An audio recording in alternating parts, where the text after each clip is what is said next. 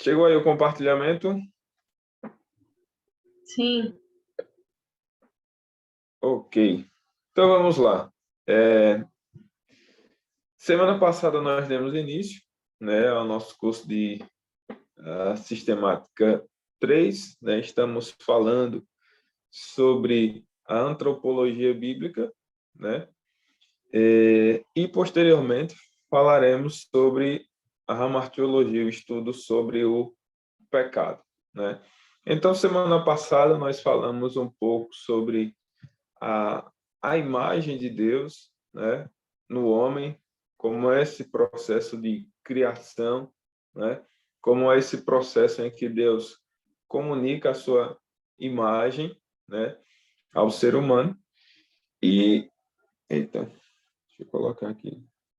E hoje nós vamos dar continuidade falando um pouco mais sobre esse assunto. Só um momentinho aqui que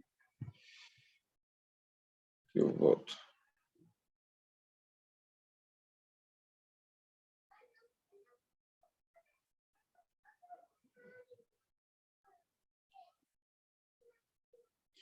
E hoje nós vamos falar sobre alguns aspectos específicos dessa imagem, né, de Deus no homem.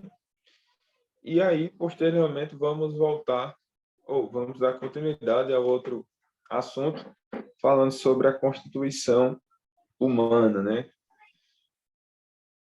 Deixa eu voltar aqui.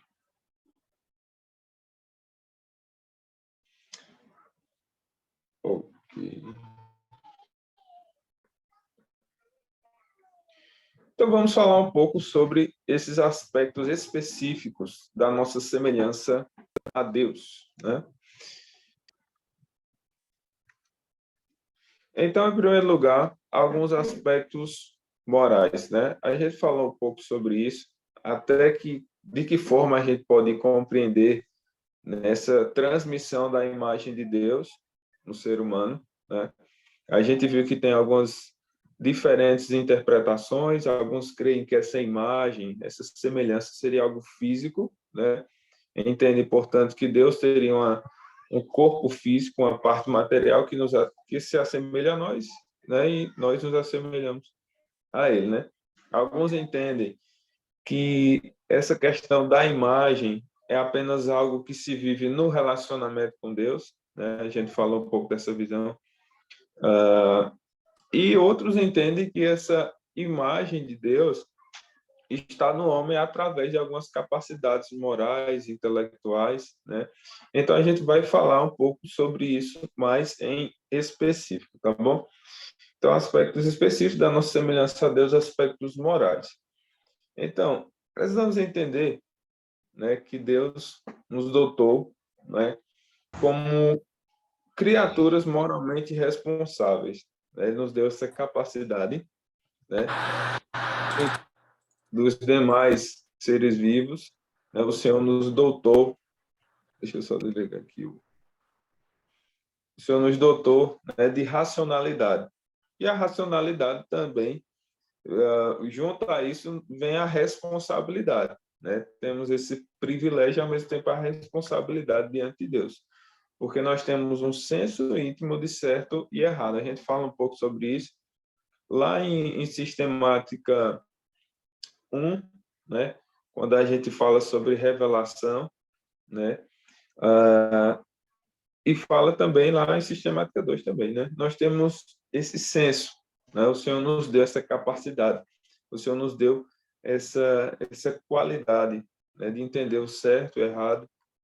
E nossa semelhança a Deus se espelha numa conduta santa e justa perante Ele, né? Então, à medida que a gente busca uma vida santa, uma conduta de acordo com a palavra de Deus, nós estamos ainda mais, né, nos assemelhando a Ele. Então, nosso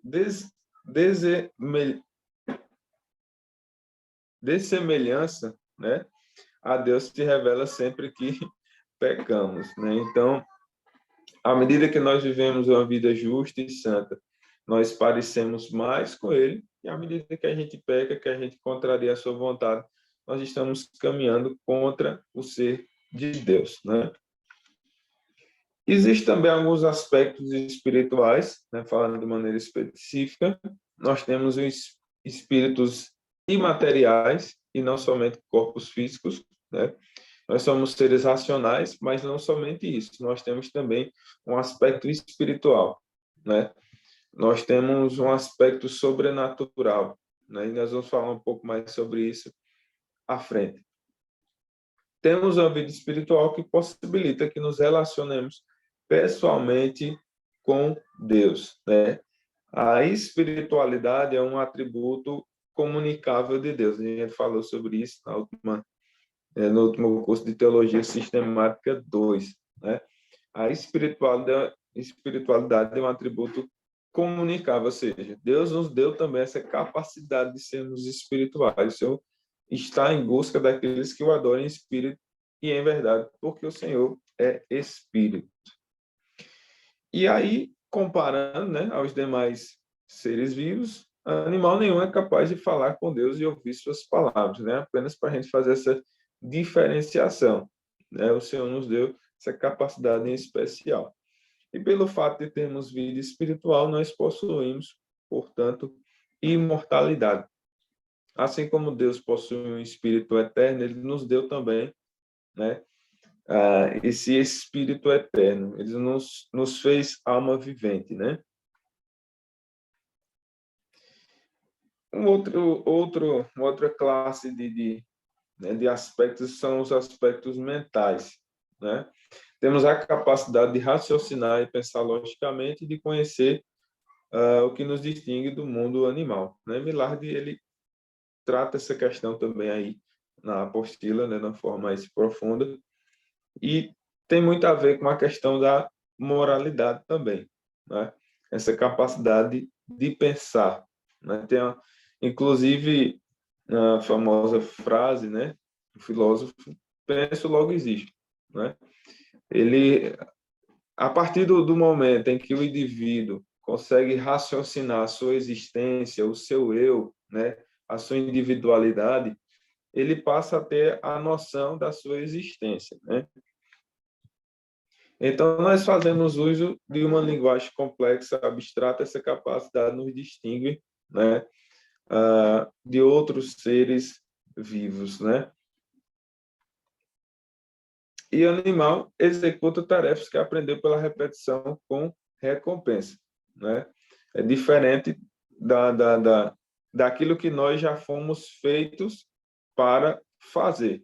Nós já fomos criados, né, para para sermos seres relacionais, temos a comunicação, né? Isso já é um processo natural, né? Que uh, não depende de algo externo, é algo que o ser humano por si só ele já assimila, né? Você vê, observa uma criança, é claro que você está ali, né, educando, ensinando algumas palavras, algumas cores, alguma coisa assim mais específica, mas ao mesmo tempo você vê que a própria criança inserida no meio ali, ela busca ter a sua comunicação. É claro que ela não vai falar como nós, né? Mas ali nas suas poucas palavras, na simplicidade, de maneira natural, ela já tem essa capacidade da comunicação, né? E a comunicação, ela não é algo restrito a palavras, né? A gente sabe que outras formas de comunicação são gestos, são sinais, né? Mas é interessante que o Senhor nos deu essa capacidade, né? E aí nós temos também essa noção de um futuro distante, né? Tudo isso são capacidades que o Senhor nos dá, né? À medida que nós recebemos a sua imagem, a sua semelhança, nós somos dotados com essas qualidades, né? Com essas atribuições, tá bom? Temos criatividade em áreas como a arte, a música, a literatura. Então, tudo isso faz parte, né, do processo de vida de cada indivíduo, independente da cultura, né? Isso são processos naturais, né, que só são possíveis, né, porque o Senhor nos dotou com a sua imagem, com a sua semelhança, né, com alguns atributos que lhe pertencem. E aí tem também os aspectos relacionais, também está bem ligado, né, ao aspecto anterior. Temos a capacidade única de nos relacionarmos com Deus, né? Nós fomos criados para o relacionamento com Deus, para o relacionamento com o próximo, com aquele que é também criação como nós. A profundeza de harmonia interpessoal que se vivencia nos relacionamentos humanos é muito maior do que a harmonia interpessoal vivenciada pelos animais, né? Fazendo novamente o comparativo, se você compara um grupo de humanos, né, com um grupo de animais, é claro que são nítidas as diferenças, né? A forma como eles vão se organizar, a forma como eles vão trabalhar, a forma como eles vão se estruturar, né? A vida humana, ela tem já muitos passos à frente, né? O homem é como Deus no seu relacionamento com a criação. Recebeu o direito de reger a criação. Então, mandato cultural, né? Mandato social, mandato espiritual, tudo isso faz parte, né, dessa imagem, dessa semelhança que Deus nos dotou, né? Na volta de Cristo, receberá autoridade para julgar os anjos, né? O Senhor nos deu também essa autoridade que lá no final de tudo será revelada, né? E agora sim, a gente vai falar um pouco sobre, um pouco não, creio que até o final dessa aula a gente vai estar abordando essa temática, que é a questão da natureza constitucional do homem, né? Então, aqui, gente, a gente vai abordar algumas perguntas que são importantes na antropologia, né? Na antropologia bíblica, e é importante que a gente dedique um tempo, né, considerável no estudo dessa parte. Quais são as perguntas que a gente faz dentro desse tema, né? Primeiro, nós somos um todo unitário, somos formados por dois ou mais componentes, né? A discussão que a gente vai falar aqui é sobre a constituição humana, né? De que nós somos feitos, será que o ser humano ele é uma unidade, ou ele é alma, é espírito, essas coisas se dividem, ou tudo é uma coisa só, né? De quantas partes compõe-se o homem? A gente vai ver também que existem diferentes interpretações sobre isso, né? E algo que não está restrito à teologia, né? A teologia conservadora. É algo também, né, que foi abordado tanto por liberais, é algo que foi abordado no espiritismo em diversos movimentos, em diversos momentos da história, essa discussão, né? E se somos formados de múltiplos componentes, que componentes são esses, né? Será que a Bíblia ela nos dá essas informações? O que é que a Bíblia, então, quer dizer com alma e espírito? Será que são a mesma coisa?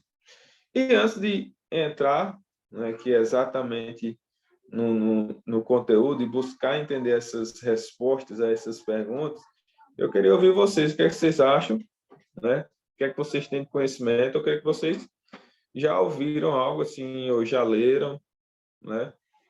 E o que é que vocês pensam sobre isso? No livro que o senhor passou para a gente ler, eu já cheguei nessa parte. É bem interessante, porque tem uns que acreditam que são só corpo, né? Que depois que morrer, aí tem outros que é corpo e espírito, aí corpo, espírito e alma. Eu gostei dessa parte, só que eu acho que só são dois, corpo e espírito. Vamos dar uma olhada. Vocês já ouviram falar sobre isso na igreja de vocês? Ou já leram também em um outro momento fora aqui da disciplina?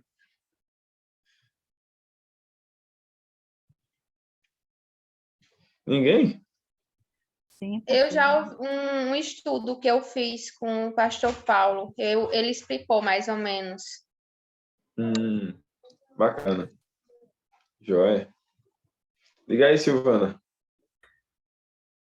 Corpo, alma e espírito. Né? Eu Você acha já que li sim alguma coisa, né? Mas a gente crê na tricotomia, né? Olha, vamos ver lá. A Mayara já disse que acha que é 2, Silvana disse que é 3. Vamos ver. Eu, É. eu vou com Silvana. Eu vou... Professor, Não é que eu Bora. acho, sabe? É porque assim, eu acho assim que a alma e o espírito, não sei, mas acho que é praticamente a mesma coisa. Aí eu vou em 2. assim, É, Colossenses fala 3, né? Corpo, alma e espírito. Se não me engano, a segunda é Colossenses. A primeira é Primeira Colossenses 23, 5, 23. Tessalonicenses, tem um texto que a gente vai Ou falar um pouco. Tessalonicense, Tessalonicense. Diga pastor aí, falando amigo. a respeito o homem, ele foi tão feito à imagem e semelhança de Deus, que a trindade de Deus, Pai, Filho e Espírito Santo, e o homem também é três, corpo, alma e espírito, né? É aquele também que eu creio. É. Vamos lá, vamos ver se é por aí. Bacana. Então vamos lá. Então vocês já estão por dentro, né, que existem essas diferentes visões. E a primeira forma de abordar esse assunto, né, a primeira visão sobre isso, a gente vai ver é o tricotomismo, né? Então ele vê que a natureza humana, né, a constituição humana, Deus o fez em 3 elementos, em 3 partes, digamos assim, né? Portanto, os homens são compostos de 3 elementos: alma, espírito e corpo. Corpo, alma e espírito, né? Então, são essas 3 partes que compõem o ser humano. Então, nós temos o corpo físico, que é a parte material que temos em comum com os outros seres vivos, né? Assim como os outros seres vivos, nós nascemos do pó da terra, nossa origem é a terra, né? A matéria é a nossa parte material, né? Então, essa seria a primeira parte. O segundo elemento, né, da constituição humana seria a alma, né? Diferente do corpo, já seria uma parte imaterial, né? E aí, para o tricotomismo, ele enxerga que a alma é o elemento psicológico, né? É a base da razão, da emoção, das relações sociais.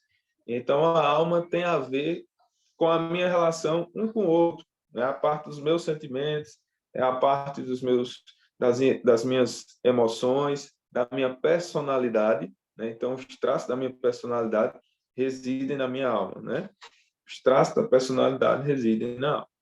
E pensa-se que os animais, dentro dessa visão, né, eles entendem que os animais eles possuem também uma alma, uma vez que são seres vivos também.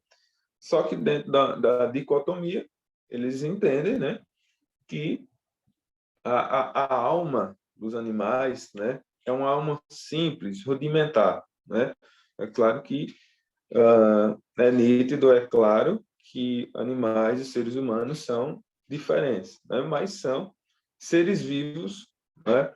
Então, o terceiro elemento na tricotomia é o espírito, né? Já o espírito é o elemento religioso que permite aos homens perceber questões espirituais e reagir aos estímulos espirituais. É o centro das qualidades, né, espirituais, o que nos distingue dos outros seres vivos. Então, nessa visão da tricotomia, nós temos uma parte material, nosso corpo físico, temos a parte imaterial, que é composta por alma, onde vem a questão da nossa personalidade, da nossa razão, da nossa emoção, a nossa mente, né? E a parte religiosa, a parte espiritual, que é diferente da alma, né? Então, dentro dessa visão da tricotomia, há 3 elementos distintos, né? Dando aí uma ênfase à distinção entre alma e espírito. Está dando para entender? Vamos caminhando. Então, o fundamento mais importante aqui no tricotomismo são algumas passagens, né, que até foram citadas aí, em que se listam 3 componentes da natureza humana, né? Então, por exemplo, o texto de 1 Tessalonicenses, capítulo 5, versículo 23, né, está aqui, né? Se alguém quiser conferir ou ler em outra versão, fique à vontade. Mas o texto, em suma, ele diz isso, né? O mesmo Deus da paz os santifica em tudo, e o vosso espírito, alma e corpo sejam conservados íntegros e irrepreensíveis até o dia de Cristo. É o final do versículo, né? Então, os tricotomistas, um dos textos-chave para a defesa da tricotomia é esse, em que é listado, né? Em que o apóstolo Paulo ele deseja a santificação da igreja, e aí ele faz aqui uma lista, em que o espírito, a alma e o corpo, né, sejam santificados, sejam irrepreensíveis, né? Então, a questão é, será que Paulo ele realmente está pensando nessa questão de divisão da constituição humana, ou ele está apenas listando, né, para trazer uma ideia de profundidade àquilo que ele está trazendo aqui, né? Então, a tricotomia entende que Paulo realmente está querendo enfatizar que o ser humano ele é composto de 3 partes distintas, né? Então, essa seria uma leitura do texto. Um outro texto também utilizado bastante, né, pelo tricotomismo é o texto de Hebreus 4:12, que diz: porque a palavra de Deus é viva, eficaz, mais cortante do que qualquer espada de 2 gumes, e penetra até o ponto de dividir a alma e espírito, juntas e medulas, e é apta para discernir os pensamentos e propósitos do coração. Então, mais uma vez, o autor aqui, né, ele está listando, né, alma e espírito. E aí dá a impressão que seriam algo diferente, né? Já outros vão dizer que Paulo, o que Paulo está dizendo é que a palavra ela é tão profunda que ela divide o espírito e divide a alma, né? Não está dizendo que divide em alma e espírito, mas que divide a alma e que divide o espírito, né? Então seria mais ou menos assim. Eu estou dando as 2 possibilidades de leitura para que vocês vão formando aí o raciocínio de vocês e a defesa de vocês, né? E uma outra argumentação se baseia, né, numa passagem um pouco mais longa, né, que é de 1 Coríntios 2, e aí toda aquela argumentação de Paulo ali, a igreja de Corinto, ele está falando sobre a divisão na igreja, né? A igreja estava dividida, haviam partidos na igreja, e aí ele vai, dentro do capítulo 2 até o capítulo 3, abordar, né, diferentes tendências humanas dentro da igreja. E aí ele vai usar a expressão carnais, né? Ele diz que alguns eram carnais, diz que eram naturais e diz que eram espirituais, né?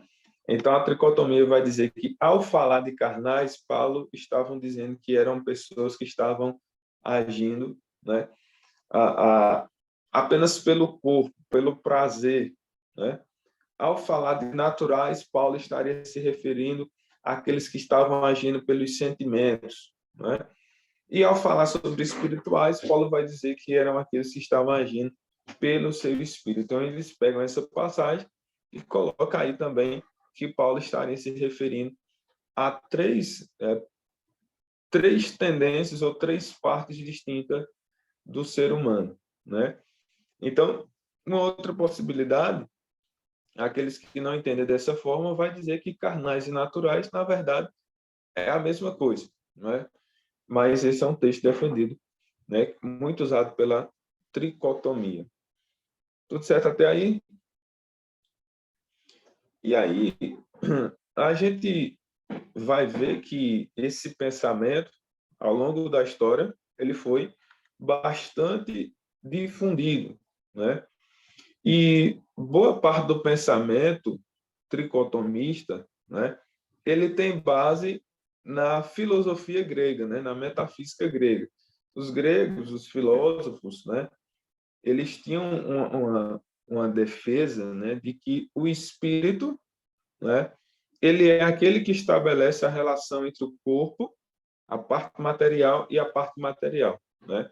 Então os filósofos diziam, né, recapitulando, que o ser humano ele tem a parte material, a parte imaterial e tem a parte espiritual que faz a conexão, né, a relação que dá sentido, né, a essa união de carne com a alma, né?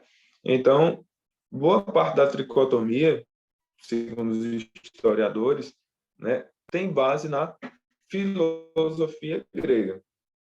Aí vocês vão ponderar se isso é um ponto positivo ou negativo, né? O fato deles beberem de uma fonte extra-bíblica, né? Então, já trazendo para o meio cristão, na era da igreja, na história da igreja, né? Na igreja primitiva, nós já vamos ter alguns pais, né? Alguns pais da igreja que defenderam, né, essa visão, né, como Clemente de Alexandria, Orígenes, que foi um dos maiores teólogos daquele tempo, né? Alguém que fez a primeira Bíblia de estudo, né, foi o Orígenes, né? Então, e o Gregório de Nícia também foram defensores, né, ferrenhos da tricotomia em seu tempo, né? Ali, após os apóstolos, diversos líderes, diversos teólogos surgiram, esse período que vai até o século IV, mais ou menos, né, em que surgiram os pais da igreja. Um dos pais da igreja, chamado Irineu, ele já tinha uma tendência ao tricotomismo, mas veja só o que ele dizia, né? Ele ensinava que enquanto os incrédulos possuíam somente almas e corpo, né, os crentes adquiriam espíritos adicionais que eram criados pelo Espírito Santo, né? Então, na cabeça de Irineu, os não crentes eram dicotômicos, né? Só tinha alma e corpo. Já os crentes, na cabeça de Irineu, ao se converterem, eles recebiam o Espírito, né? Eles não tinham o Espírito, eles recebiam o Espírito para terem a capacidade de comunicar-se com Deus. E aí sim, eles passavam, né, a ter uma constituição tricotômica. Não sei se vocês já ouviram falar desse entendimento, mas era assim que ele defendia. A tricotomia, porém, apesar de ter sido bastante difundida ali no período inicial da igreja, entre os pais da igreja, a tricotomia ela cai, né, justamente no período dos pais da igreja, cai em descrédito, né? Quando Apolinário, que foi um bispo que depois pendeu para a heresia, né? Ele se valeu da ideia da tricotomia para formular sua cristologia, né? Então, o que é que Apolinário ele ensinava?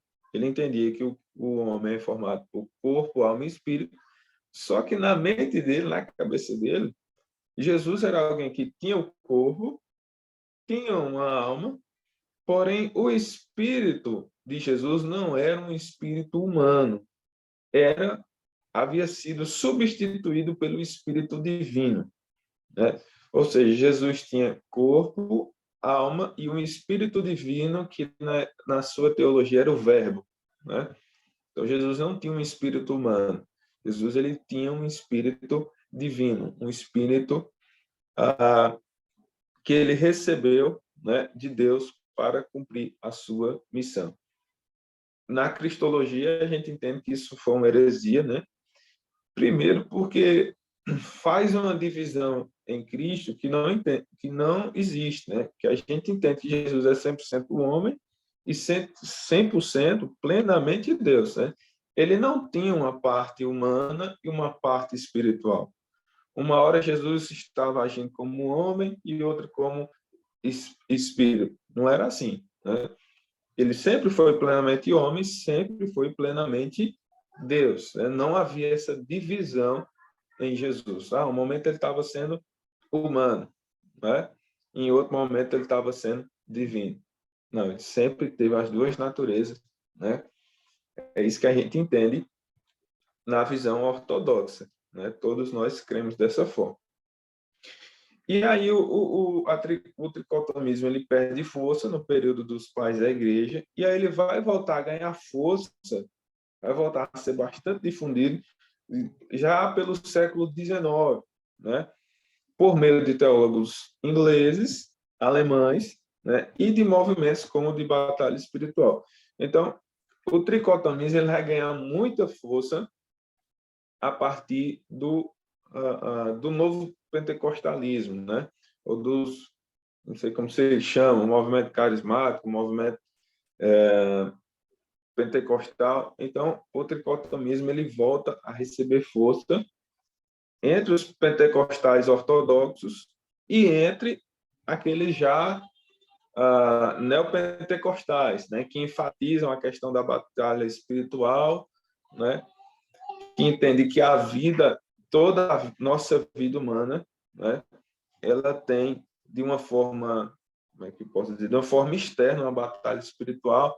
É aquela galera que vai dizer que a gente tem que expulsar demônios territoriais, porque, digamos, essa casa ela está manchada por espíritos malignos, ou essa cidade.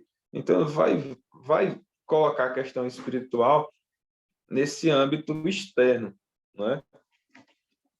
Então, um dos precursores do movimento Batalha Espiritual foi o Neil T. Anderson, ou Anderson, né? Ele ensina que a pessoa natural, veja só, ele ensinou que a pessoa natural, ensinou não, ele ensina porque ele está vivo ainda, né? Ele ensina que a pessoa natural é alguém com corpo e alma vivos, mas com espírito morto, né? Então, na sua interpretação de Coríntios, ele vai dizer que o ser humano, o indivíduo, o homem natural é aquele que tem um corpo e uma alma viva, né?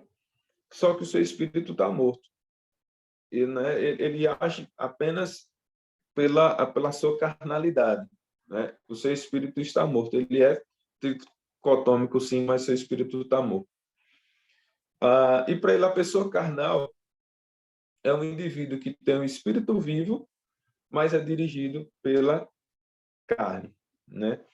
Então, enquanto um age pelos sentimentos, o outro age pela carnalidade. Então, essa foi a visão. A tricotomia ela volta a ser bastante difundida nesse período, né? E também em alguns em outros movimentos também. Tudo certo até aqui? Ô, professor, e falando nessa questão de batalha, enfim, espiritual, tem uma página até no Instagram que eu até compartilhei com Daiane, que eu achei assim, meu Deus, que loucura. Que é uma mulher que fala justamente disso, sabe? Sobre olfato espiritual, tato espiritual, como reconhecer demônios em sua casa e todas essas coisas, sabe? E muita gente comentando e acreditando nesse viés, sabe? É um movimento que ganhou bastante força no século passado, início do século XXI, né? Embora também há muitas pessoas que assim abriram os olhos e tal para isso, mas sempre tem aqueles que vão defender, que vão achar que realmente é a verdade e tal, né? Então é complicado. Mais alguma dúvida? Algum comentário nessa parte de tricotomia? Alguma coisa que você diz assim, poxa vida, eu não sabia que era assim. Eita, achei legal, né?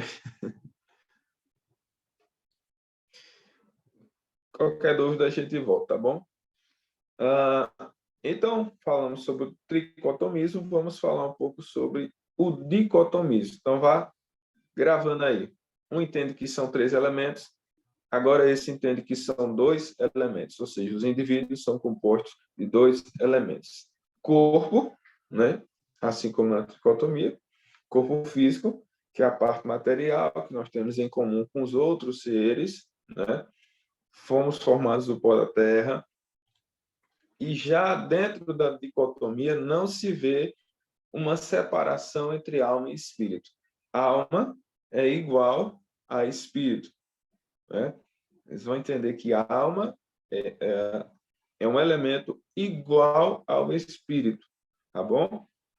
Ou seja, são duas partes, não uma tricotomia, é uma dicotomia, porque eles resumem alma e espírito como a mesma coisa. Então, portanto, na visão dicotomista, alma e espírito são apenas termos diferentes que se referem à mesma coisa, né? Na dicotomia, é assim que se pensa. Ou seja, as capacidades morais e espirituais, elas não estão divididas. Enquanto a tricotomia entende que a minha parte moral, racional, psicológica pertence à alma e a minha parte espiritual ao espírito, na dicotomia não se vê essa distinção, essa separação.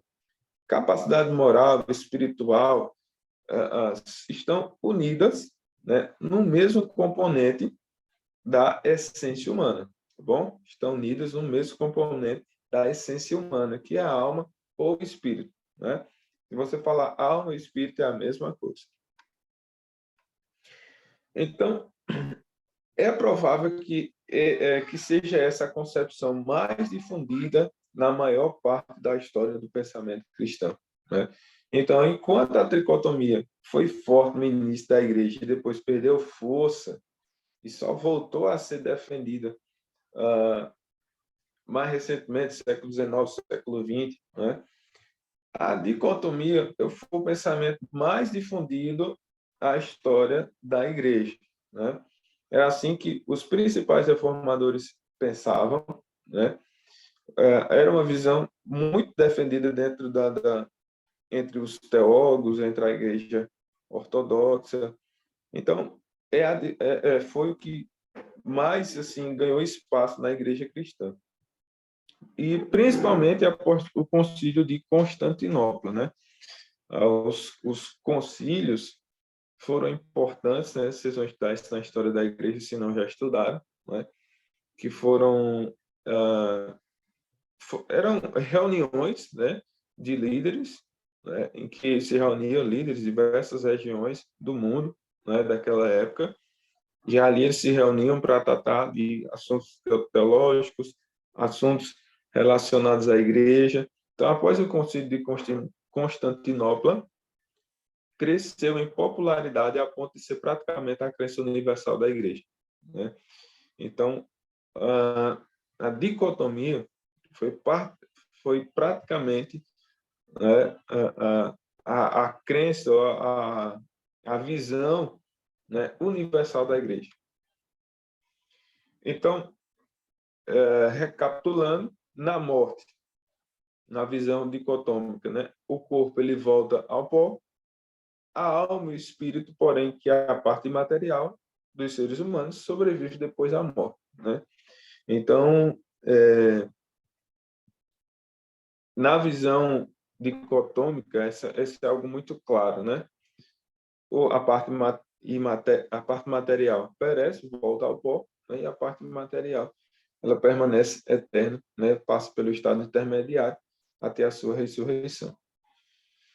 A teologia liberal, né, ela defendeu um tipo de dicotomismo, né? Porém associava a alma e espírito unicamente à personalidade humana. Eles negavam qualquer sobrenaturalismo com uma ressurreição final, né? Então, na teologia liberal, eles não faziam a diferença entre alma e espírito. Para eles, alma e espírito era a mesma coisa também. Só que, como você sabe, a teologia liberal, ela tirou todo o aspecto sobrenatural da fé e resumiu o cristianismo a apenas uma religião de caridade, uma religião de boa conduta, de ética, né? Então, para eles, a alma, o espírito, nada mais era que a personalidade humana, né? Então, eles não creem que ocorrerá, no fim de tudo, uma ressurreição, né, da nossa alma, do espírito, para ser unido ao corpo. Eles não creem dessa forma. Entende que a alma é imortal no sentido que a nossa personalidade, embora a gente morra, nossa personalidade ela permanece, né, influenciando pessoas. Então, é nesse sentido que eles acreditavam na imortalidade da alma. O dicotomismo, ele defende sua argumentação mostrando que na Bíblia, alma e espírito são termos intercambiáveis, né? Então, para que isso fique bem claro, a dicotomia se vale de textos para defender que alma e espírito são diferentes termos para a mesma coisa, ou seja, são termos intercambiáveis, são termos semelhantes, sinônimos, ok? Então, por exemplo, nessa leitura que eles fazem de Lucas 1, 46 e 47, o texto diz: Maria respondeu: minha alma exalta ao Senhor. Minha alma exalta ao Senhor. Como meu espírito se alegra em Deus, meu Salvador. Então, ela primeiro usa a expressão alma para dizer que está exaltando ao Senhor, adorando ao Senhor. E na frase posterior, ela diz: o meu espírito se alegra em Deus. Ou seja, na concepção aqui, dicotomia, a partir dessa fala de Maria, alma e espírito são a mesma coisa, porque alma e espírito estão exaltando, estão se alegrando no Senhor. Exaltar, né, e alegria são termos sinônimos, né? Então, a partir desse texto, é difícil defender a tricotomia, porque a tricotomia diz que a alma é apenas a parte das emoções, né? Já o espírito é que seria a parte, né, da comunicação com Deus. Então, para que a tricotomia fosse defendida aqui, Maria teria que ter dito assim: meu espírito exalta ao Senhor e o meu espírito se alegra em Deus. Mas aqui ela usa duas expressões no texto grego diferentes, né? Ela fala de alma e fala de espírito, como se ambos tivessem a mesma função de comunicação, de alegria no Senhor. Está dando para entender? A mesma coisa a gente nota ao comparar, né, o texto de Mateus com o texto de Eclesiastes. Vamos fazer essa leitura. Quem puder, abra aí o seu microfone e ler o texto. Primeiro de Mateus e depois vamos voltar lá em Eclesiastes.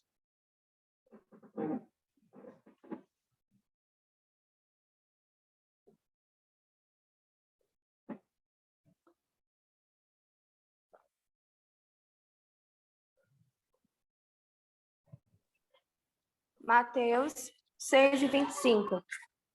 Uhum. Por isso vos digo, não andeis cuidadosos quanto à vossa vida, pelo que haveis de comer ou pelo que haveis de beber, nem quanto ao vosso corpo, pelo que haveis de vestir. Não é a vida mais do que o mantimento e o corpo mais do que a vestimenta? Eclesiastes 12:7. E o pó volte à terra como o era, e o espírito volte a Deus que o deu. Exato. Então, lá no primeiro texto lido, usa a expressão, foi traduzido por vida, né? Mas ali fala de corpo e de alma, né? Então, o Jesus, ao falar isso, ele diz que a nossa vida está resumida a corpo e alma. Só que quando vai lá para Eclesiastes, o texto fala que a nossa vida está resumida a corpo e espírito, né? Ou seja, há aí uma relação, né, mostrando que alma e espírito, no entendimento bíblico, né, seriam a mesma coisa diante dessa posição aqui da dicotomia. Uma outra forma aqui de entender é quando se trata da questão da morte, né? Lá em Gênesis 35, eu queria que vocês abrissem esses textos aí, vai descrever a morte como a partida da alma, né? E já em outros textos, o Salmo e o livro de Lucas, vai dizer que a morte é a entrega do espírito, né? Então, você vê que alma e espírito são tratados da mesma forma, né? Seria essa a defesa da dicotomia. Quem pode ler Gênesis? Vamos ler só Gênesis. Não, vamos ler os dois textos. Gênesis, 1 Reis, e depois Salmos e Lucas. Gênesis 35. Gênesis 35. Pode ler, pastor? Pode, por favor. E aconteceu que, saindo-se-lhe a alma, porque morreu, chamou o seu nome Benoni, mas seu pai o chamou Benjamim. Exato, está falando da morte. E 1 Reis 17, 21.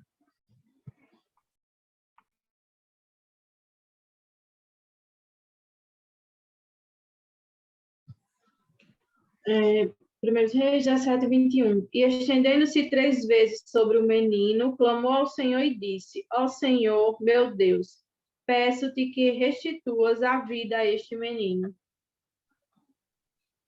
Então, o texto também está falando sobre um caso de morte, né? Em que o profeta ele fala sobre o espírito daquele rapaz que havia falecido, né? E o Salmo 31, Lucas 23. Salmo 31, 5. Nas tuas mãos entrego o meu espírito. Tu me remiste, Senhor Deus da verdade. Entrego o meu espírito, né? E o Lucas 23, 46.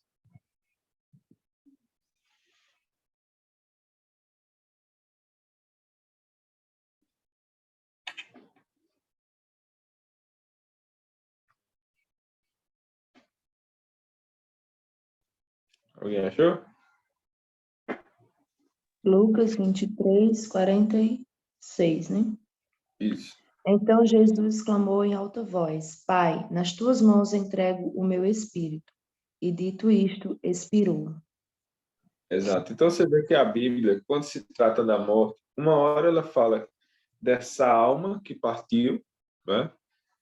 E outra hora fala do espírito, né? Que partiu ou que foi entregue, né? Então, com base na visão dicotômica, eles se valem desses textos para mostrar que alma e espírito são, na verdade, a mesma coisa na compreensão bíblica.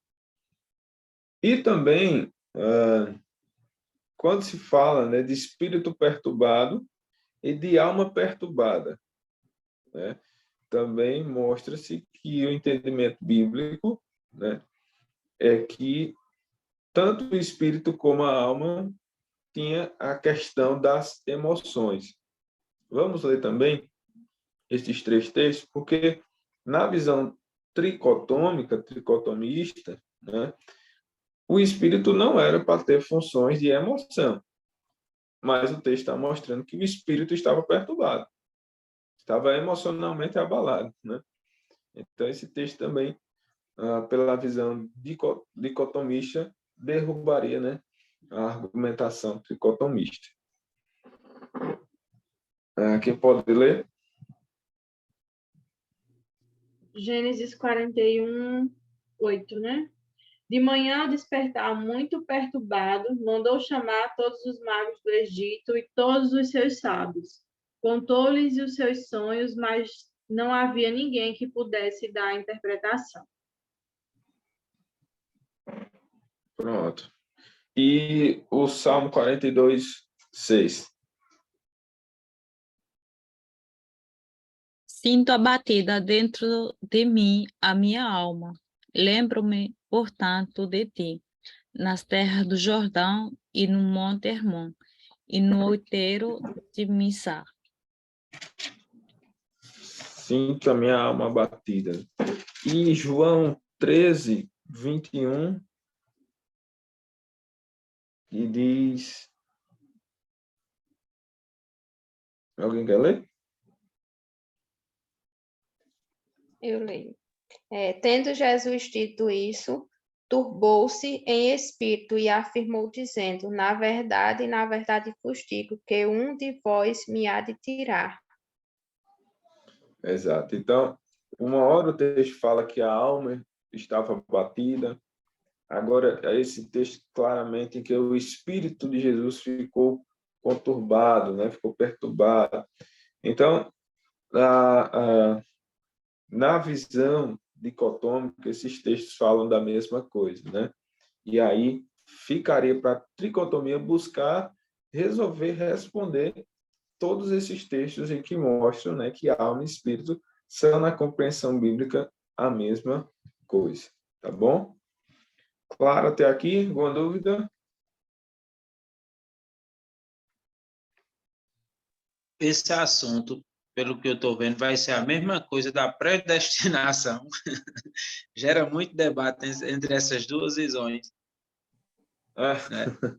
Vai ser a mesma coisa da predestinação, da marca da besta, se é um chip, se não é, e o que realmente de fato era.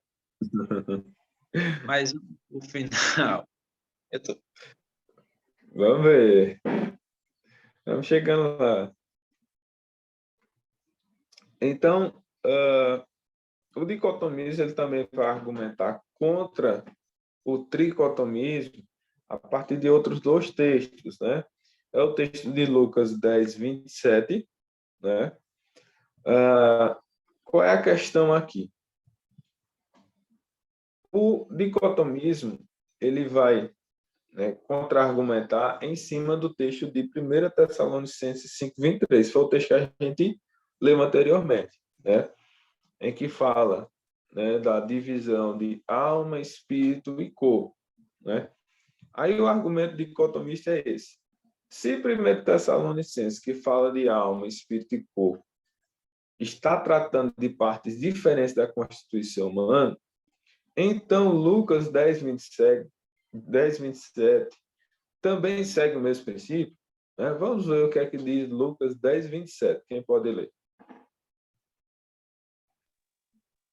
E respondendo ele, disse: amarás ao Senhor teu Deus de todo o teu coração, e de toda a tua alma, e de todas as tuas forças, e de todo o teu entendimento, e ao teu próximo como a ti mesmo. Exato.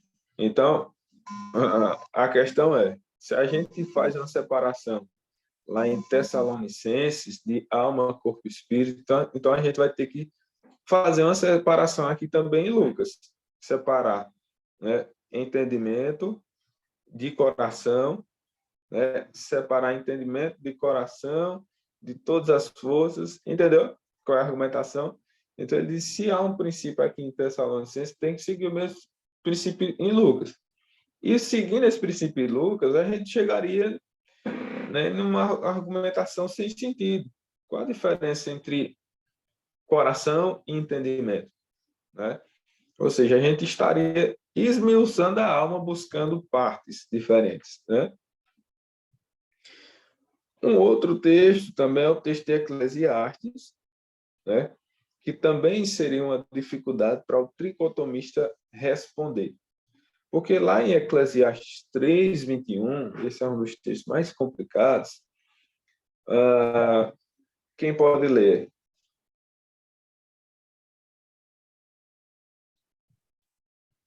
Quem sabe se o fôlego de vida dos filhos dos homens se dirige para cima e os dos animais para baixo, para a terra?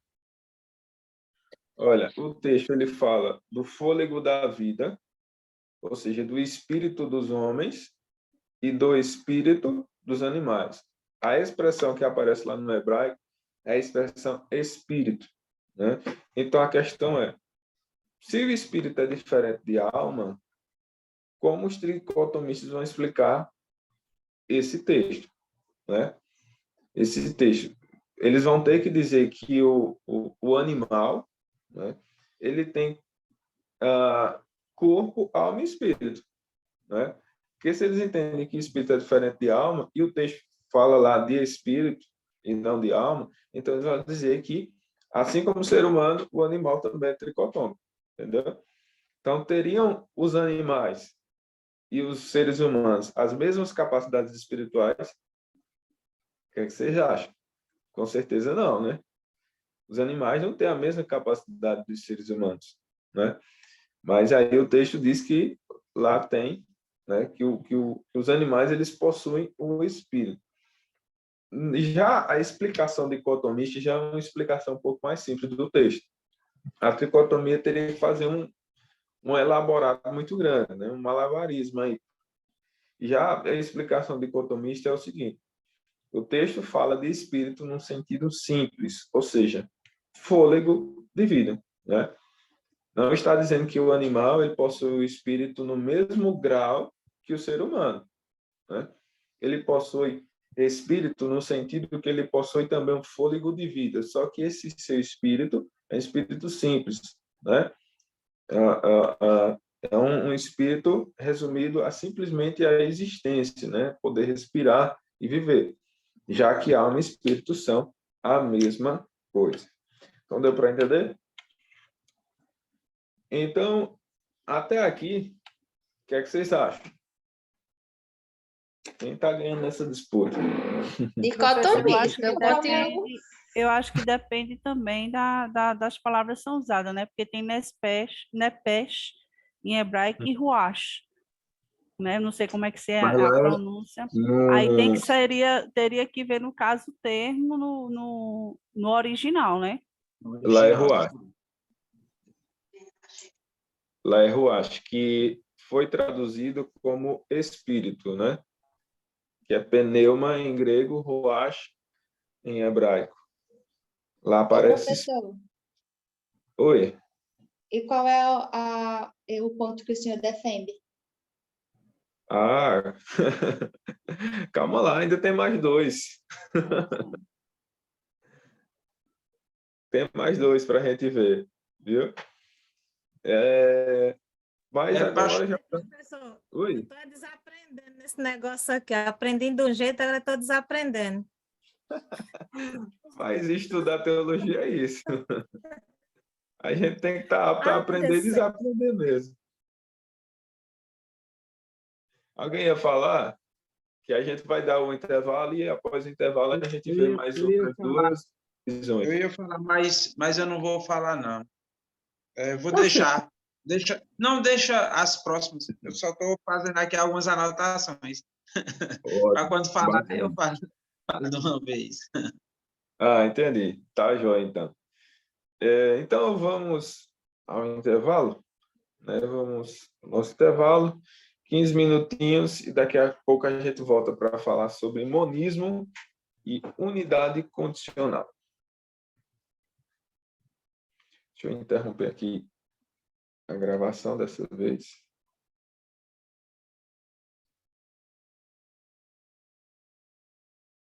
Quinze minutinhos, deixa eu ver que horas são, 8h37, 8h55 a gente volta.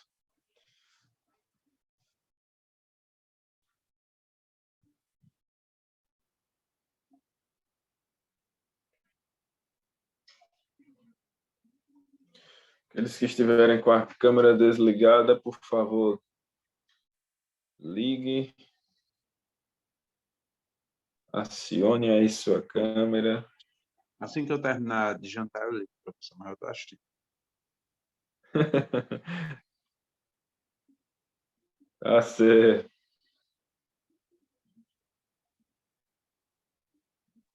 Não pode não, viu? Pode bater para ligar a câmera também, que aqui é regra, tem que mostrar que tá jantando.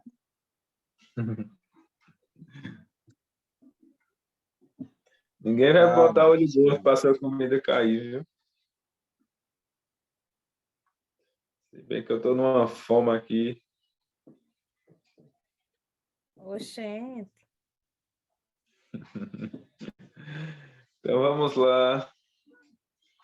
Já falamos sobre duas visões, né, acerca da concepção da constituição humana, o tricotomismo e o dicotomismo. E agora vamos falar sobre outras duas visões, que não são tão difundidas como o tricotomismo e dicotomismo. Aliás, algumas discussões teológicas sobre o assunto, alguns livros, até mesmo só citam tricotomia e dicotomia, né? E, infelizmente, porque há outras formas de ver, né? E a gente vai abordá-las aqui nesse momento.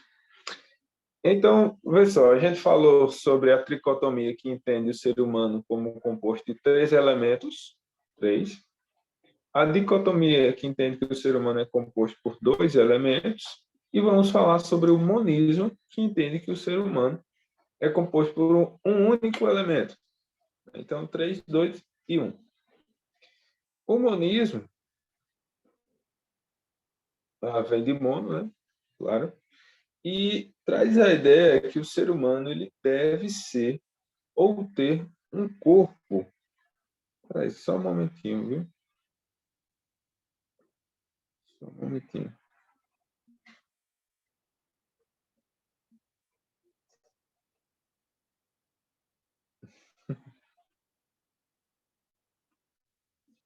Já estava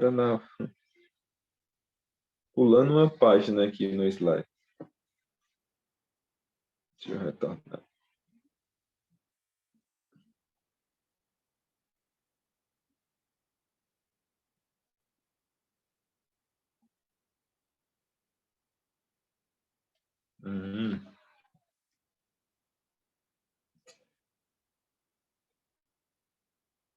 Começa por aqui. Então, o monismo, né, ele é uma concepção, ele entende que a concepção tricotomista e a dicotomista, eles concordam, né, que os seres humanos são complexos ou compostos de partes separáveis. Então, nesse aspecto, tanto o dicotomista como o tricotomista, eles são semelhantes, porque eles fazem essa separação entre elementos, né?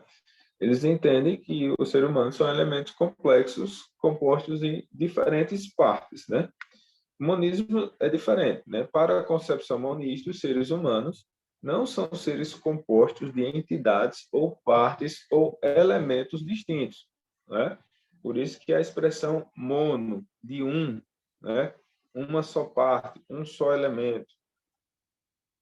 Então, na visão monista, o homem ele é uma unidade radical, essa é a expressão utilizada. Ele é uma unidade radical, tá bom? Então, a Bíblia, na visão monista, não vê o ser humano como corpo, alma e espírito distintos, mas apenas como uma pessoa, como um indivíduo, né? A visão monista tenta simplificar e mostrar que a Bíblia não busca falar dessa complexidade, dessa divisão. A Bíblia, quando fala da humanidade, do indivíduo, apenas fala como pessoa, né? Não busca essa separação entre partes, né? Fala de uma unidade. E agora sim, né? Então, de acordo com o monismo, o ser humano, né, ele, para ser humano, ele deve ter ou deve ser um corpo, né? A ideia de que o homem possa existir à parte do corpo é impensável, né? Então, dentro do monismo, o ser humano, né, ele tem que ser matéria. Se ele não tiver a sua matéria, né, a sua existência material, ele já deixa de ser humano, né? Então, essa divisão de alma e espírito, né, vivendo de maneira separadamente em alguns momentos, é impensável para eles, né? Portanto, não há, dentro do monismo, possibilidade de existência desencarnada após a morte. A imortalidade da alma é completamente inaceitável. E aqui começa o problema, né? Porque nós cremos que a nossa alma ela é eterna e que um dia, independente se você enxerga pela visão tricotomista ou dicotomista, nós entendemos que um dia esse nosso corpo ele volta à Terra e o nosso espírito ele vai ao Senhor, né? Dentro da visão ortodoxa, nós entendemos que após a morte a parte imaterial é separada da parte material parte material volta ao pó, e a parte imaterial aguardará a ressurreição final, né? Fora do corpo, né? Dividido. Então, exclui-se qualquer tipo de estado intermediário entre a morte e a ressurreição. Dentro do monismo, sim. Nesse caso, para eles, morreu, acabou. É tipo ateísmo. Não, Assim, acabou a vida humana, a existência humana ali cessou. Porque, como eles acreditam só na questão matéria vira pó, então ali acabou não tem, eles não acreditam na questão vida após a morte. Não. Entendi. Essa daí é mais fácil do que a outra. Pela lógica parece ser bem mais simples, né? Só que aí tem um problema, porque aí exclui, né, toda essa parte sobrenatural, eles não têm um estado intermediário, que é o intervalo entre morte e ressurreição, né? Não creem na ressurreição, né? Então, o monismo ele se tornou muito popular na neo-ortodoxia. Neo-ortodoxia já foi pós-movimento liberal, né? E tentou aí dar uma resposta à teologia liberal que cria na imortalidade da personalidade, né? Uma diferença aí. Já a neo-ortodoxia vai dizer que é impossível, né, a existência humana, a sua personalidade, fora do seu corpo, né? Então, o monismo ele tem essa visão aí, né, um pouco diferenciada. Então, nós podemos dizer que essa terceira visão aqui, ela já foge um pouco, né, daquilo que a gente entende como bíblico, né, daquilo que a gente entende como ortodoxo. Já ultrapassa a linha, a barreira, né? A partir do momento que nega o sobrenaturalismo, que nega a ressurreição, que nega o estado intermediário, está resumindo a fé, o cristianismo, apenas a eventos racionais. Ou seja, coisas que fogem da razão, aí já não vamos crer. Essa é a visão deles, entendeu? Eles têm essa visão simplificada da existência, que necessita de um corpo, de uma parte material. Se não tem a parte material, cessa a vida humana, cessa a existência. É impossível conceber uma alma e um espírito à parte desse corpo. E aí tem a quarta e última visão, né, também pouco difundida, que é a unidade condicional. Unidade condicional. Então, essa posição, essa corrente de pensamento, tem sido sustentada por teólogos conservadores contemporâneos, como é o caso do Millard Erickson, né? Vocês vão perceber que ali na apostila, após apresentar o tricotomismo, o dicotomismo, ele vai apresentar uma visão, uma outra possibilidade, e aí ele vai mostrar, a partir da defesa ali, que seria a visão mais bíblica, que trariam respostas mais corretas, biblicamente falando, a essas questões, né? Então, no livro completo, a versão completa, a teologia sistemática dele completa, que esse aqui, para reforçar, quase que cai da minha mão, o tamanho é o peso dele, né? Nessa versão completa aqui, ele já trabalha essa unidade condicional, essa visão de uma forma ainda mais profunda, né? Primeiro que ele vai trazer algumas questões sobre o monismo, né? Algumas objeções, acho que umas 3 páginas ele vai dedicar só contrariando o monismo, e aí ele vai apresentar essa visão da unidade condicional. Então, Millard Erickson, George Led, que também é muito conhecido na área teológica, né? Tem uma visão conservadora, bíblica. O Anthony Rockman, que já é mais, assim, uma ala mais reformada, né? Então, eles vão trazer essa visão da unidade condicional, que é algo mais contemporâneo. Né? Os livros antigos de teologia você não vai encontrar falando sobre isso. Né? Mas é muito interessante, vamos dar uma olhada. Para esses, tanto o tricotomismo quanto o dicotomismo devem ser rejeitados uma vez que sugerem uma divisão do homem em partes. Né? Então, eles também, a unidade condicional, pela própria expressão unidade, né, de condição, unidade condicional. Né? A condição humana está resumida a uma unidade. Então, para eles, tanto o tricotomismo como o dicotomismo tem que ser rejeitado, uma vez que busca fazer essa separação em partes. Né? Porque, por exemplo, as próprias expressões, as duas palavras tricotomia e dicotomia, em si já são expressões problemáticas, objetáveis. Né? Ele vai dizer, a expressão tricotomia, por exemplo, é formada de duas palavras gregas, né? Trisha, tríplice, e tenem, né? Que é cortar. Ou seja, a expressão tricotomia, ela significa literalmente um corte tríplice, né? Um corte em 3 partes. Já a dicotomia sugere essa mesma ideia, só que em 2, né? Então, ele diz que essas duas expressões já são problemáticas. Ao tentar fazer essa separação, esse corte, né? essa divisão na constituição humana, ao fazer essa interpretação literal. Tá bom? Porque a questão toda que eles vão levantar para que a dicotomia e a tricotomia respondam. Né? Qual é a questão?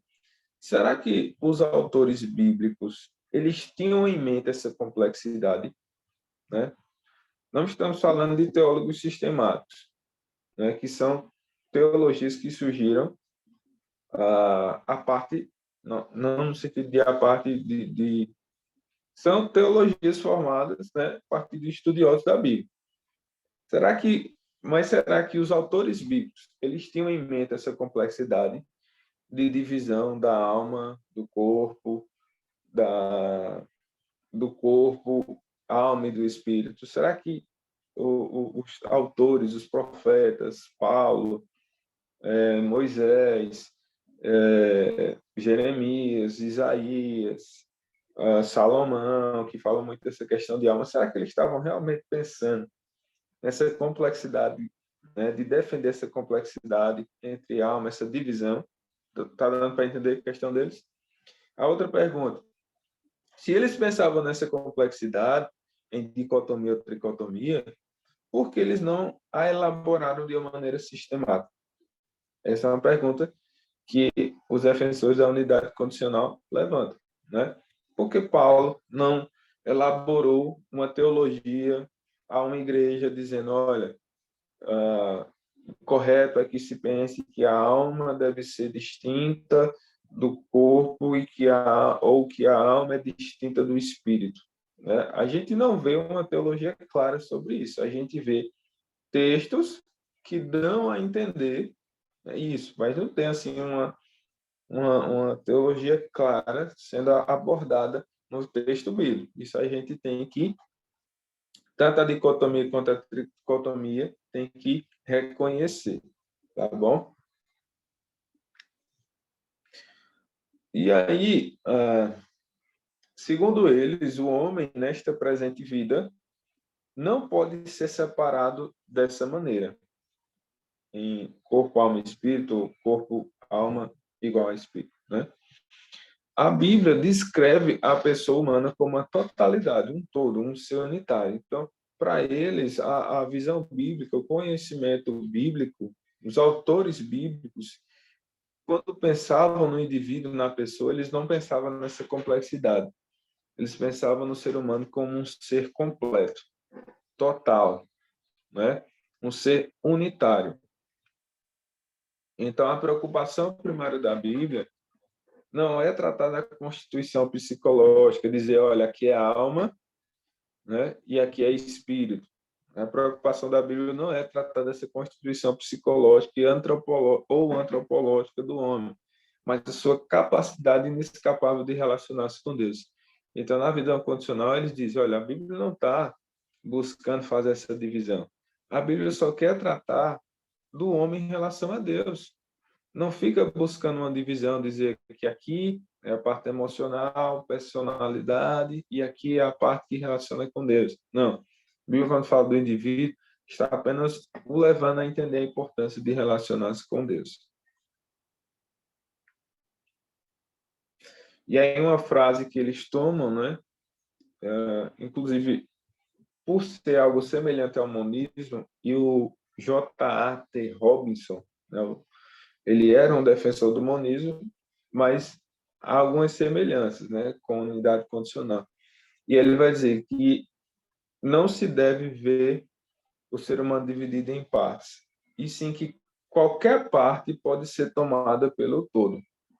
Então, quando o autor bíblico ele fala de alma, ele não está querendo destrinchar, separar a alma, né, do espírito, mas ele está falando que aquela parte corresponde ao indivíduo como um todo. Quando ele fala da carne, ele não está falando apenas do corpo como algo distinto da alma e do espírito, mas ele está falando da sua perspectiva, se referindo ao todo, entendeu? Então, seria isso. Então, é semelhante ao monismo, porém, defende, sim, a divisão entre as partes material e imaterial na morte. O monismo entende que não existe essa divisão, jamais existe essa divisão, não há essa possibilidade, né? O corpo não pode ficar sem a alma de forma alguma. Já que na unidade condicional, eles entendem que o ser humano é uma unidade, porém que na morte há sim uma separação, porque faz parte desse propósito de Deus, né? Que o corpo volte à terra e a alma entre no estado intermediário, o espírito entra no estado intermediário, né, para aguardar a ressurreição. E aí, após a ressurreição, a parte material, elas voltam a essa unidade condicional. Elas voltam a se tornarem indivisíveis, né? Tá dando para entender? E aí, tem essa frase aqui do George Led, né? A recente erudição, os teólogos contemporâneos têm reconhecido que termos como corpo, alma e espírito não são diferentes faculdades separadas do homem, mas diferentes modos de ver a totalidade do homem, né? Deu para entender, né? Então, esses teólogos têm entendido que corpo, alma e espírito não são termos diferentes, né? Não são faculdades separadas do homem, mas diferentes modos de ver essa totalidade, entendeu? Então, por exemplo, é como você está diante, vamos dizer que existem um grupo de viajantes e eles tomaram caminhos diferentes rumo ao pico de uma montanha, né? Um grupo de viajantes está vendo de uma perspectiva. O grupo que está na outra rota está vendo de uma outra perspectiva. E o grupo que está vendo na outra rota está vendo de uma outra perspectiva. Essas três perspectivas diferentes não significa que a montanha, o pico da montanha esteja dividido, né? Que a montanha seja três partes diferentes, mas significa apenas que eles estão tendo, né, visões diferentes da mesma coisa, entendeu? Então, quando a Bíblia ela trata de alma, não é que está fazendo uma divisão de alma, espírito e corpo, mas é que, pela perspectiva do autor, isso ali é o todo. Já um outro autor está vendo de uma outra perspectiva, entendeu?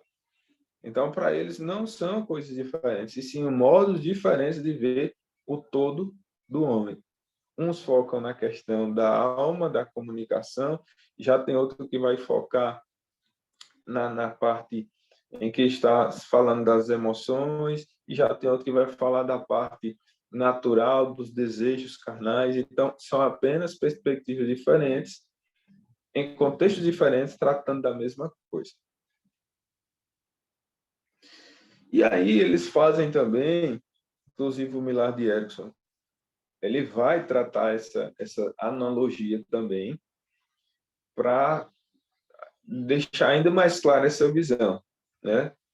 E tanto na versão completa como na apostila que vocês estão lendo, que é a versão mais resumida, ele traz essa analogia. Ele faz uma diferença entre a mistura de elementos e o composto químico.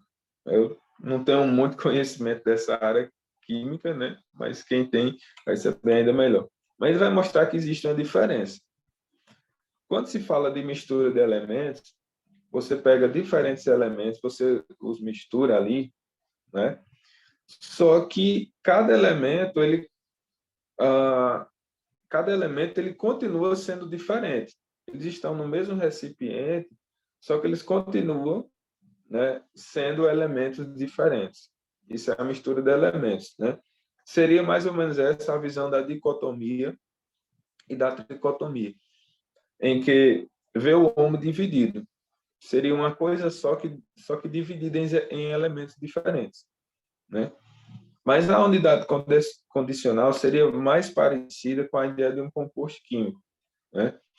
Em que os elementos químicos eles estão tão misturados que não se percebe a diferença de um elemento para o outro. E aí ele cita, né, a questão do cloreto de sódio, que é o sal de cozinha, né? Que o cloreto de sódio é um composto químico que não há como diferenciar, ali fazendo uma avaliação química, não há como diferenciar, né, os elementos, porque eles estão tão misturados que não há essa diferença. Então, seria mais ou menos essa visão da unidade condicional. Só que ele diz que esse composto químico é possível separar, né? Aí ele vai dizer, a partir de um processo lá, ele diz que essa separação seria o momento, né, da morte para a vida do cristão, fazendo uma comparação, né? Então ele vai dizer que o ser humano ele não é composto por partes, e sim é uma unidade, né? É uma unidade que está sempre unida de uma forma que não se percebe as diferenças, não se pode diferenciar, uma hora ele é alma, outra hora ele é corpo, está sempre unido, né? E aí tem uma passagem aqui, né, de um artigo que diz assim, em relação ao estado intermediário, eles respondem o seguinte: reconhecemos que, segundo o ensino bíblico, os crentes podem existir temporariamente num estado de alegria provisória, né? Mesmo fora de seus corpos, presentes durante o tempo entre a morte e a ressurreição. Então, eles reconhecem que, durante o estado intermediário, há sim essa separação entre o corpo, né, e a parte imaterial. Este estado intermediário é, contudo, incompleto e provisório. É momentâneo. Nós anelamos para a ressurreição do corpo e a nova terra como o clímax final do programa redentor de Deus. No tempo da ressurreição, ele será restaurado plenamente à unidade. Então, há uma separação provisória, mas na ressurreição, a parte material, a parte imaterial são novamente restauradas à unidade. E assim, uma vez mais, será tornado completo. Ok? Então, essa é a visão da unidade condicional, que é essa visão relativamente nova. Há poucas pessoas falando sobre isso. Inclusive, eu vou mandar no grupo, tá bom? Um artigo. Eu vou mandar um artigo para vocês, porque, como eu disse, é um material que a gente encontra poucas pessoas falando sobre isso, e esse artigo é bastante completo, né, apresentando essa visão da unidade condicional, para que vocês estejam ainda mais por dentro aí da discussão. Ok, alguma dúvida? Acharam interessantes? Não, achei interessante essa 4 aí. Bem interessante. Gostei, assim, gostei dessa visão. E eu vou estudar mais sobre ela. Ótimo. Vou mandar Ai, Ai, Jesus do céu. o artigo, e aí vocês podem se aprofundar ainda mais, né? Professor, Então, assim, respondendo a pergunta... professor, Oi? no caso, não sei se o professor vai poder responder, mas assim, no início o professor falou de alguns movimentos que o pentecostal é mais é porque eu vou dizer nas três, né, que é corpo, alma e espírito. E quais são as outras denominações, as outras linhas que acreditam nas outras duas? Nas outras três? A Igreja Batista, ela não tem uma visão definida, né? Isso. Não tem. Nessa questão, eles não fecham, né? Deixar à vontade, digamos. Mas igrejas pentecostais, a grande tendência é tricotomia. É a grande tendência em igrejas pentecostais, né? Assembleia de Deus, igrejas mais que tenham essa ênfase, né? Igrejas mais reformadas, igrejas presbiterianas que prezam por uma teologia mais reformada, a tendência é a dicotomia. A tendência é a dicotomia, claramente. E existem outros teólogos, né, que vão mais por essa linha da unidade condicional, que não é tão difundida, mas, por exemplo, alguns mais novos, né, esses que a gente citou, George Led, Anthony Rock. Anthony Rock que é reformado, mas tem essa visão. Millard, que se eu não me engano, ele é... Deixa eu ver aqui, tem até a igreja dele, por aí. Ele é professor batista, não disse ele é pastor, mas é de uma linha batista, ele, o Jorge Led também. E assim, o Iago Martins também, ele já defende essa ideia também, unidade condicional. Assim, eu gostava bastante do dicotomismo, porque na verdade, eu só tinha conhecimento dele do tricotomismo. Depois eu fui mais a fundo. E aí eu estou meio balançado também nessa questão do ponto 4, aqui, unidade condicional. Eu tenho visto que é o que melhor responde, principalmente pela questão das perguntas que a gente faz, né? Por exemplo, será que os autores bíblicos eles tinham em mente essa complexidade? Né? Se havia essa complexidade, porque eles não defenderam, assim, deixaram claro. Então, essa é uma visão mais simples, que acha que o pessoal, nos tempos bíblicos, não tinha essa visão. A Bíblia está mais preocupada não em dividir, em classificar, e sim, de maneira geral, falar desse relacionamento com Deus. Né? Não está dizendo, aqui é alma, aqui é espírito. Para eles era uma coisa só. O ser humano ele é essa unidade, né? Então acho que no momento eu acho que a unidade condicional é que está mais próxima, se é que melhor responde. Até aqui eu gostei das perguntas, das interrogações que foram feitas, né, na 4. Interessante. Bacana. Antes eu fiz um pequeno resumo aqui, tá?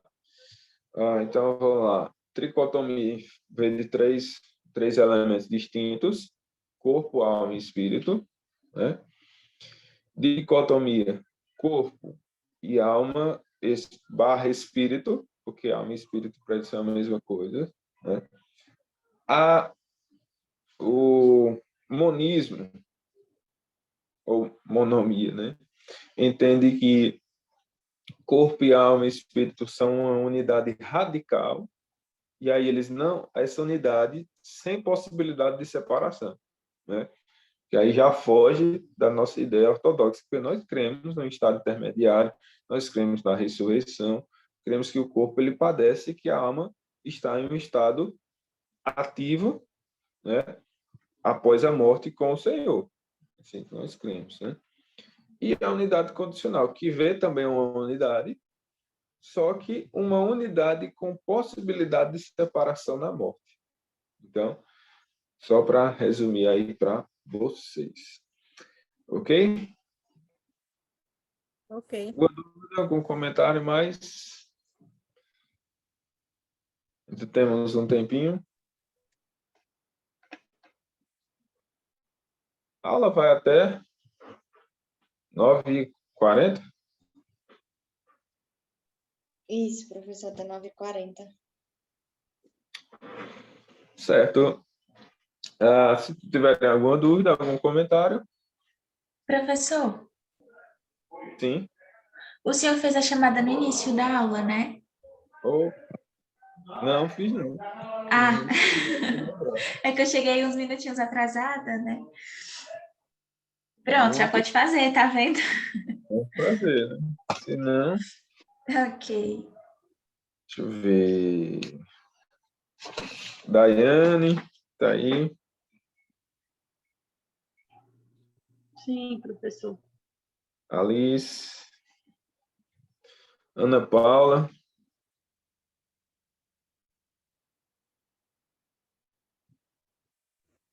Ana Paula tá aí?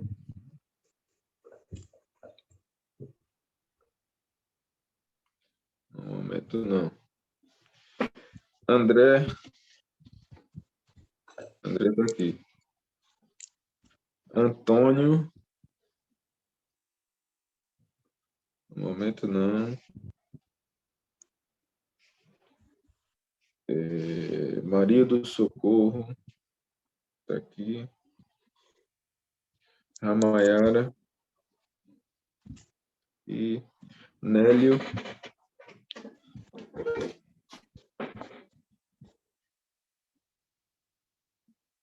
Nélio não tá aqui.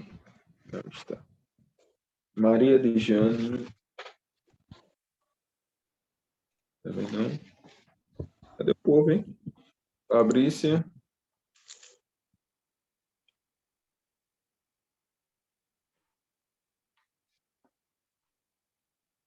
Maiara. Aqui. Vânia. Vânia não. Elânia.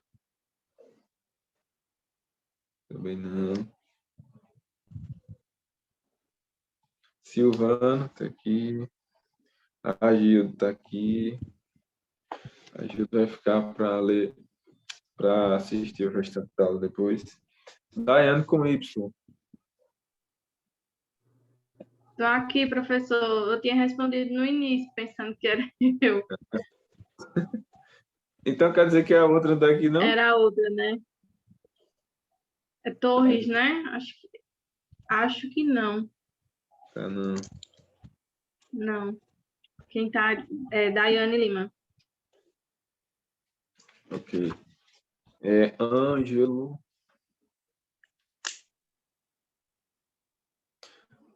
Cadê Ângelo? Deixa eu andando ainda. Estou aqui, professor. Eu já terminei. Pô, Ângelo, você ficou meio pensativo. Não.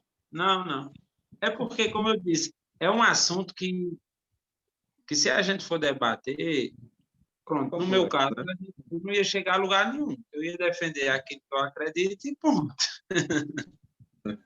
Mas eu também, assim, eu respeito, né, quem tem outra visão, quem não tem problema nenhum, não. O importante é que um dia, quando a gente chegar, a gente tem o mesmo céu, né? Exatamente. Carol, Johnny e Renata não estão aqui, né? Flávio. Carol está aqui. Carol está aí. Flávio. Aqui. Aqui. Tá. Opa, meu irmão. Fabrício. Fabrício de novo. Só tem uma, né?